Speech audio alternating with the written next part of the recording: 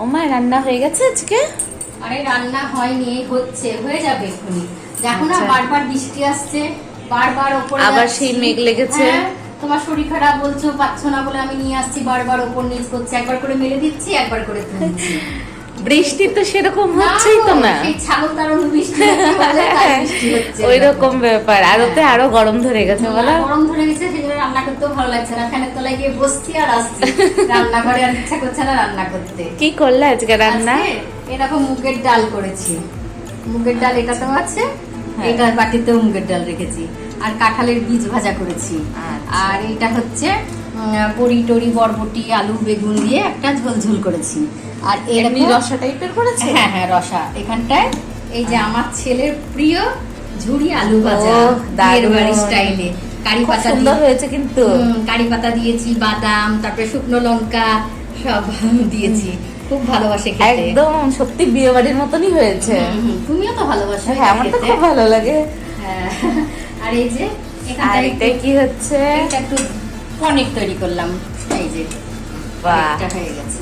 আজ শনিবার তো নিরামিষ হ্যাঁ, করেছে নিরামিষ, তার মানে? হ্যাঁ হ্যাঁ, নিরামিষ পনির। আমি পনিরটা নিরামিষই করি বেশিরভাগ। তো ভাত দিয়ে খাবে তো। এটা কি বলতো, এটা ভাত, তোমার রুটি, ফ্রাইড রাইস সবকিছুতেই ভালো লাগবে। এটা একটু দুধ পনির বলে। বাহ, দুধ দিয়ে দুধ করেছি। দিয়েছো? হ্যাঁ হ্যাঁ, আর দইও দিয়েছো নিশ্চয়ই একটু? বাহ, সবকিছু দিয়েই করেছি। কি নামটা জানি না, আমি করেছি। হয়ে গেছে কি হচ্ছে একটা? হ্যাঁ, হ্যাঁ। আজকে ওই দিদি ভাই এসেছিল জানো এক্ষুনি।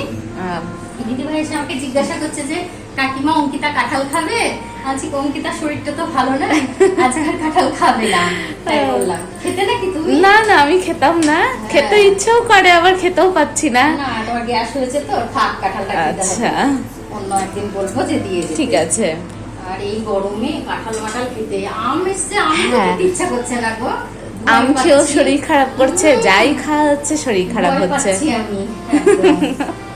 কালকে ওই কাতলা মাছটা খেয়ে, রুই মাছটা বড় ছিল তো, খেয়ে একটু গ্যাস গ্যাসও হচ্ছিল জানো। ওই জন্য ঢেকুর উঠছিল।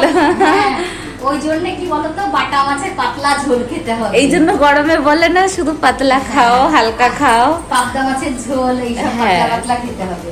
কিন্তু তখনও তো ভালো লাগে না, গরম লাগছে বলে কি পাতলা খাবো তাই মনে হয়। অতদিন ভালো লাগে। হ্যাঁ।